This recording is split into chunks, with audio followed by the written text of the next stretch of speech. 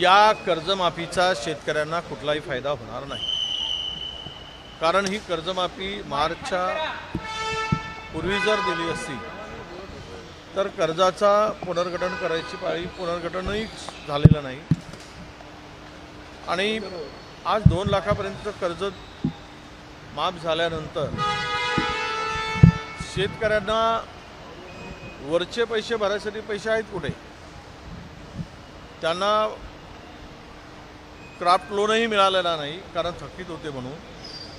2 लाखाच्या आतल्या शेतकऱ्यांनी पैसे न भरल्यामुळे यावर्षीचा हंगाम अडचणीत आला। पण हा निर्णय आज झाला, पण खात्यात पैसे कधी पडतील, त्याला किती कालावधी लागेल? जर तो खरीपाचा हंगाम झाल्यानंतर त्यांच्या खात्यात पैसे पडत असतील तर खरीपाचा हंगामच करू शकणार नाही, कारण त्यांना ते कर्ज मिळत नाही आहे थकीत असल्यामुळे। सगळे शेतकरी एक मोठं संकट शेतकऱ्यापुढे आहे।